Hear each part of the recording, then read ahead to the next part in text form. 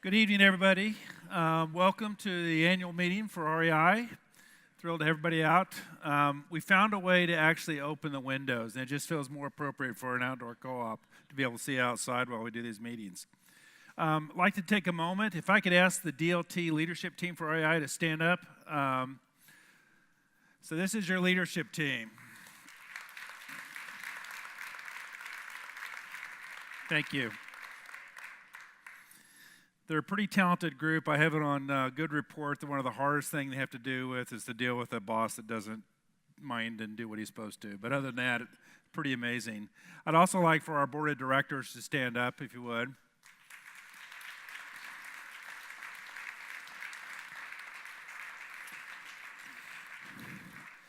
We spent the day in meetings and had some amazing conversations, and I can tell you that they're just an enormous benefit to the organization and just personal encouragement and point of accountability for me. So really appreciate the work they do. Tonight's a little special. I'd like Cheryl Scott to stand up. Cheryl's been a board member for 12 years. We actually have a term limit, and she termed off tonight. And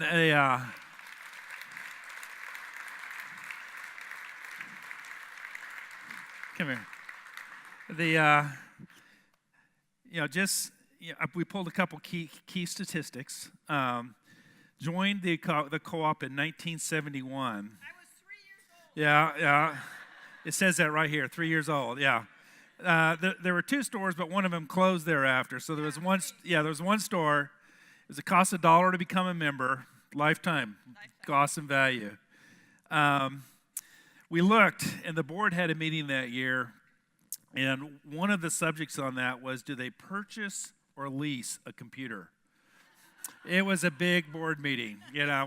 We had the same conversation today. Cheryl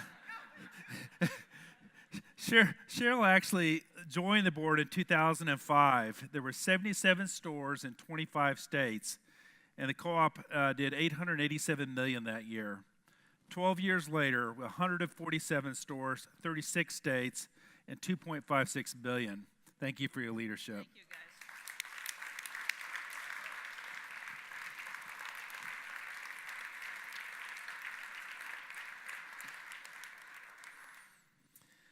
I'd be remiss if I didn't. I'm supposed to have a clicker. We'll see where we are. Whoop. There we go.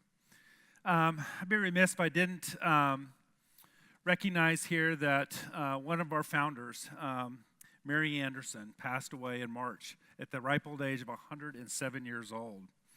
Her inspiration, she was an outdoor pioneer, someone that had a passion for life outdoors, along with some fellow passionate outdoors people from the Mountaineers, really was responsible for the co-op as it exists today.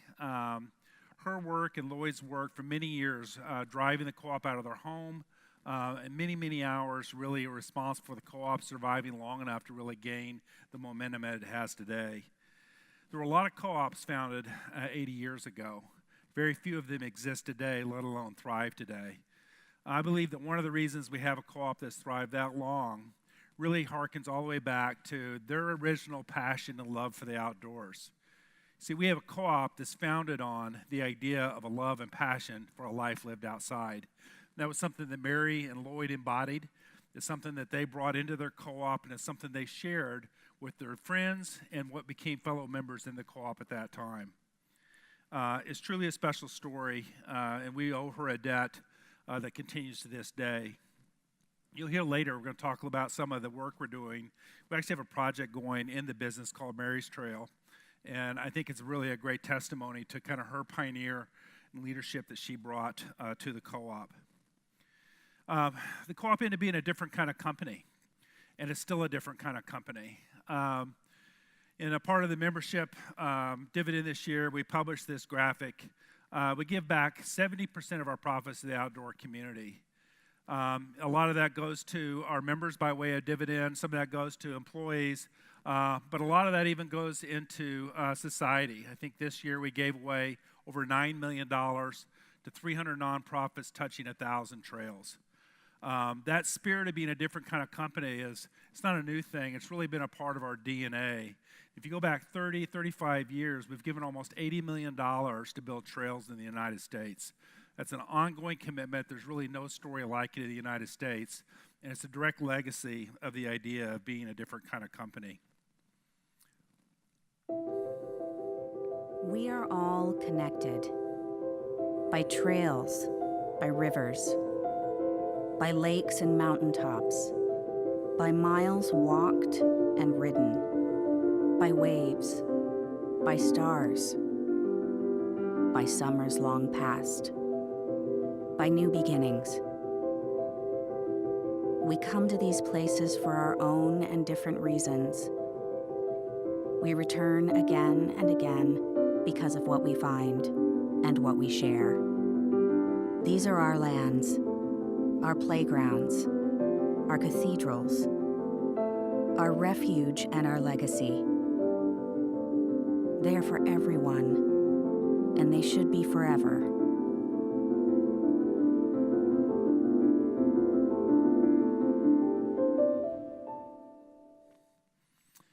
Amazing.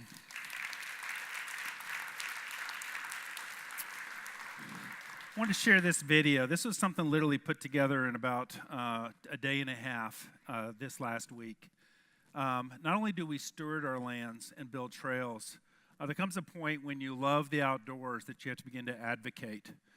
Today on public lands, you'll see that we've really stepped into kind of this advocacy role. They're at the heart of who we are. They were a heart of our story of where we began. So that love affair we've had with Mount Rainier really dates back 80 years. The ice axe that was sought from Europe and was kind of the first piece of gear sold through an REI footprint was really a result of that love for the lands in our national parks and recreating these great public places.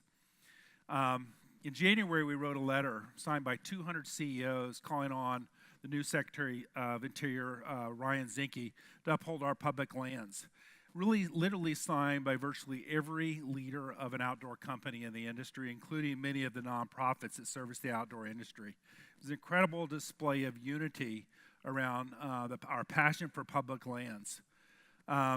You may or may not know, but there was a conversation in Utah where unfortunately it ends up being one of the places where we have congressional district that's actually advocating for the return of public lands to, or taking of public lands away from our people and give them back to the states. As an aside, the Field and Stream published an amazing article today about our public lands, and it talks about that out of 70% of all the public lands that have been given back to states, 160 million acres have been given back to states, and 110 million of those have been sold and now locked and no longer available to the public. It's a big deal. And so that conversation has come up, and a decision was made in the outdoor industry. There was a phone call that I participated along with Rose from Patagonia, representative from North Face and OIA, with the governor of the state of Utah, talking about their stand on public lands. We have our outdoor industry show there. It's worth about $45 million a year to that state's and that city's economy. Had a very frank, I think the governor said it was a little bit abrupt conversation. And out of that conversation became very clear that they were not going to retreat from their position of trying to acquire these public lands for their own personal use. Actually, it's interesting. Right now, Utah has for sale about 167,000 acres of state land. And it's a vast majority of it's going to one single private user.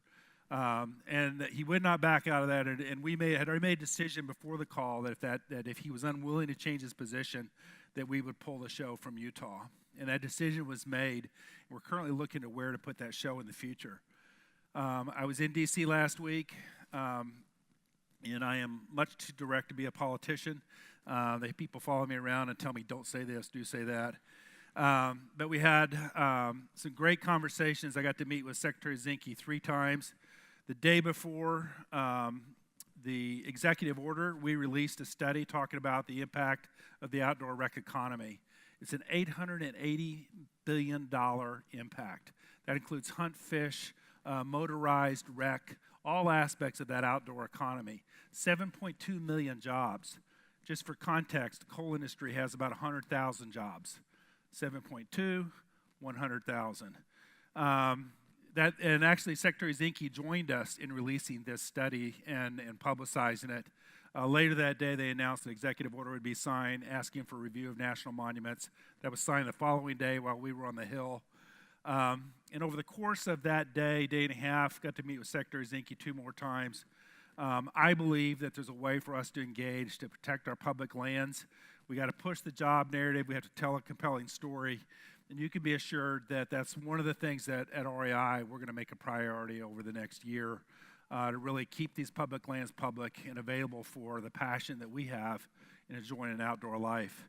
The picture, yeah.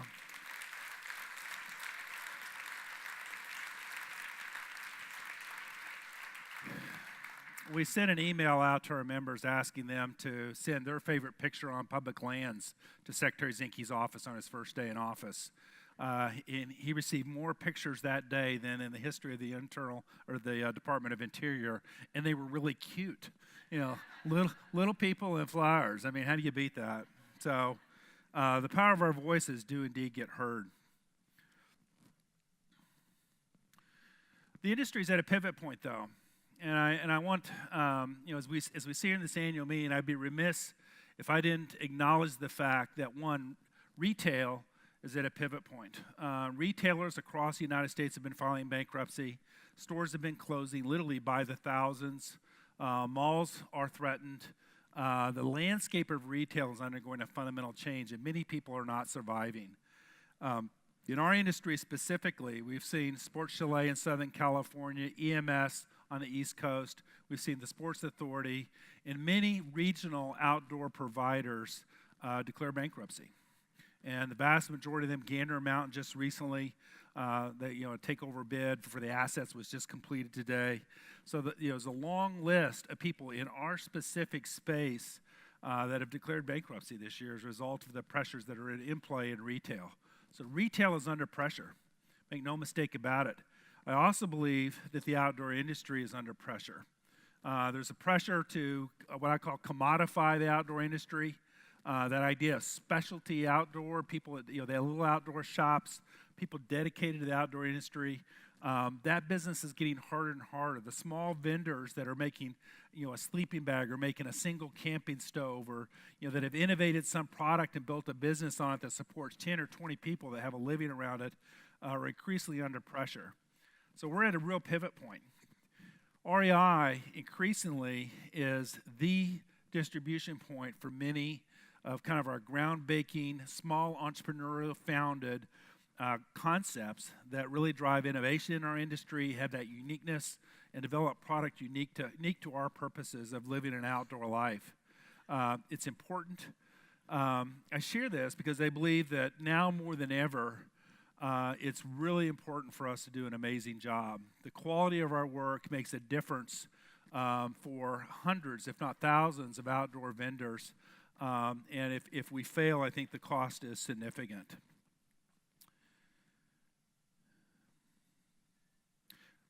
Later, I think Tracy's going to walk us through some specific numbers. We're actually coming off a pretty good run. We had a couple years where our growth was just at double digit. Last year, we were at 5.5. That's our results that we posted in late March. Tracy's going to walk you through more specifics. I'm pretty proud of what we did this year over the course of the year. Oh, one more quote first. In this environment, this is something we're talking about internally. We believe that it's not enough to sit back and let things happen to us. This is a point in time where we have to play a leadership role. So we just came out of a meeting with our board talking about our strategy and how we're executing that. How hard do we distort into the things that we think are necessary for the survival of the co-op? Do we get more conservative and pull back and try to be safe, or do we push forward?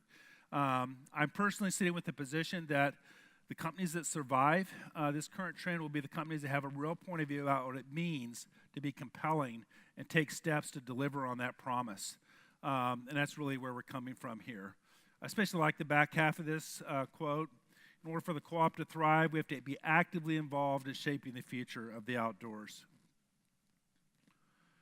Three things that we did this year while we were delivering the sales that we hit. We built the world's first LEED Platinum certified net zero energy distribution center. It's in Arizona, net neutral from an energy standpoint. I think it's, how do we say, where's Rick? How do we say the water part of that? We don't use any water. Okay. I thought there was a more sophisticated approach, but I should have known better. Just an amazing feat, very consistent with our values. We really built a distribution center that allows us to service Southern California and a big swath of the population by ground for 2-day delivery. It's got some world-class technology in it from a distribution perspective that's letting us do some things to run our stores more effectively. Rick, when he presented this to myself and the board, told us that it was free. It actually cost about $70 million, but we paid for it very quickly. So it's an amazing innovation. How many tours have you conducted of this?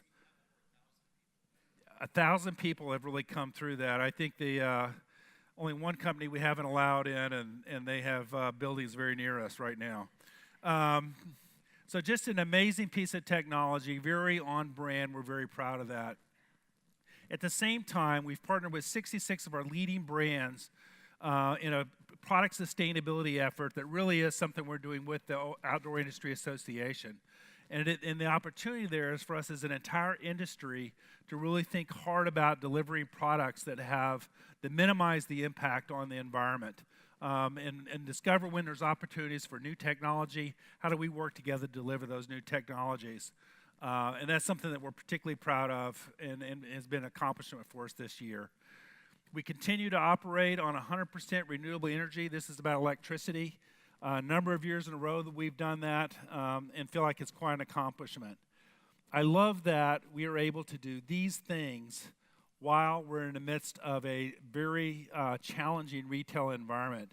Continuing to do good, not losing our values, executing kind of groundbreaking ideas, I think is pretty amazing.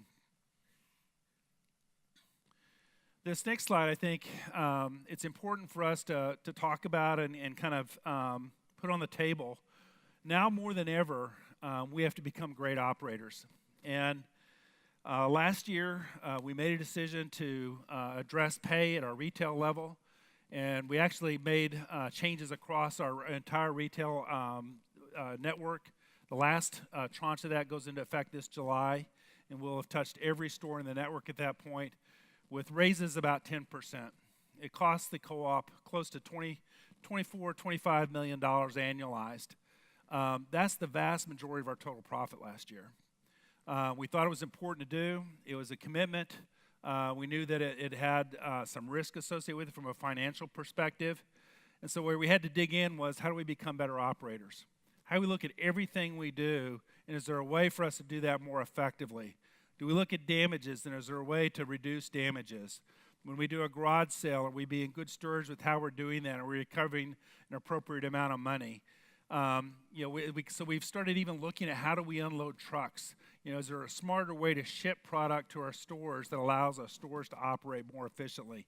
So we're starting to really scratch into every part of our business and look hard at how we operate because we have to become better operators to survive in this environment, to free up dollars to allow us to do the things that we believe are consistent with our values, but also allows us to do the things that we believe will allow us to survive and be competitive in the future. It's a serious commitment. We spent time with our board talking about it today. A number of initiatives fall into this space. We're committed to it. It's serious. We have to get good at it, and it'll be a multi-year challenge. We call it EPIC. My COO's name is Eric. If you put a little dash on that P, it becomes Eric, not Epic. But it's a fun project that we're looking forward to. The other thing I want to share with you, and I'm going to speak to this a little bit. In the last 5 years, we've really dug in on what I believe has been a core competency of the co-op forever. And I'm not quite sure. I see Dennis Matson in the crowd. I'm not sure who I have to thank for this idea, but somewhere along the way, someone made a decision that we were about gear. And the gear would be on the first floor, it'd be in the front of the store when you come into the store, and that's something that we would be committed to. About 50% of our space would be dedicated to what you would call gear. It's a big commitment. The margins are not as good. It's bulky. It takes up space. You get these kayaks that stick up in the air. And how do you sell gear in a way that really works? So we dug in on that. What does it mean to do authenticity? And we've continued to focus on that as a key distortion. We've also continued to focus on the fact that we're a different kind of company. And we've gotten better at telling those stories and engaging people and really talking about how we have shared values and creating a sense of community around that. We've added 3 things to the list. I actually don't think they're new, but saying them and focusing on them is very important. One of them is this idea of this commitment to being local. And I'll give you an example. Today in Anchorage, Alaska, getting outside is a little different than today in Arizona. We've got to be locally relevant. You got to have different product in those 2 places. We're in 147 places, and it starts to get complex. What people are doing at different times of the year in those places is indeed very, very different. We've gotten much better over the last 3 years of holding our ski and winter gear and saying, where's it going to snow? Because if it doesn't snow in California, it doesn't do me a lot of good to ship all the product down there. I need to get the product to where the demand is. And so we've gotten better and better at these kinds of things. So local and community are a big distortion for us. A second distortion, this is something we don't talk enough about, and you're going to see us begin to spend more time talking about, is really about experiences. It's at the heart, it's at the why. It's who we are, it's what we do. I actually believe that most people that walk into our stores to buy gear stand in front of a set of skis or stand in front of a kayak or stand in front of a tent, and they're scheming. They're thinking about, what am I going to do? Where am I going to go? How's this going to change my life? And that's as much a part of the experience as actually moving out and doing it. Just think about the times you've had a big adventure planned. There's the conditioning, there's the preparing, there's the scheming. So we're going to focus harder on experiences. We literally put 200,000 to 300,000 people through outdoor programs last year. We've launched new programs. Out-Test is a program we've launched recently. It's a long weekend for women, taught by women, really doing a variety of outdoor sports. So we continue to explore what it means to enable people to have experiences. And the last distortion area that we had, number 5 for us, is this idea of for all. We believe that REI is in a unique position to on-ramp people into the outdoor industry. How do we reach out to people and make it easy and accessible to begin to have an experience outside? And then what does it mean to go from outside to outdoors? How do we make that an easier or more straightforward? How do we tell those stories that inspire people to begin to make that exploration, to make that journey? One of the things that's linked to that idea of for all is a recent program we've done called Forces of Nature. I want to share this with you.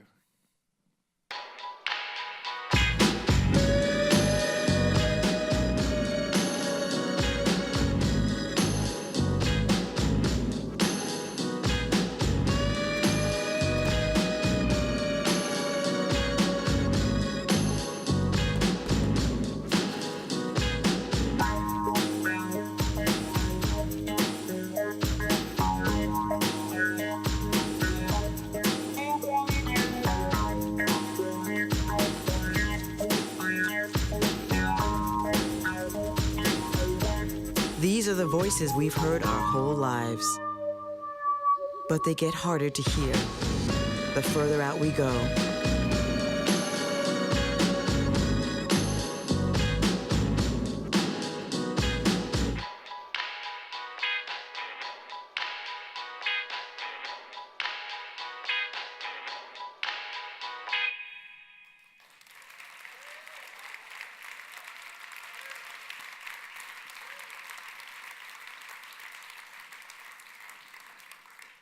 Remember, I told you about this project that we have called Mary's Trail. This is something about 3 years ago. We made a commitment to a group at the time called Outdoor Women's Association. I may have that wrong. It's now called CAMBR. It's really about promoting women into leadership roles in the outdoor industry. And given REI's history, Mary Anderson, Sally, this is amazing. One of the founding members of the OIA was one of our women merchants from REI, and just leader after leader. Our board has some amazing women leaders. Cheryl responsible for hiring me, so I got to be really careful about what I say. Don't blame her for it. But our just amazing legacy of women leaders, we felt like we should step into that space. But our group came back and they said, how do we do even more? And they began to step into what's the mix of leaders that we have in technical areas in our stores. Began to ask a lot of questions about what do we think the offering is from a product perspective. Began to look at expanded size range. What do we mean? What's it mean to be available to all, and really step up to that? So out of that conversation, about 6 months ago or more or less, they came to a couple of us and said, "We've got this idea. We think there should be more stories told about women doing amazing things in the outdoors." And we love that idea. We're proud to be a part of it. They're amazing stories, and so that's really kind of what was the birth of the idea of Forces of Nature. We're really proud to do it.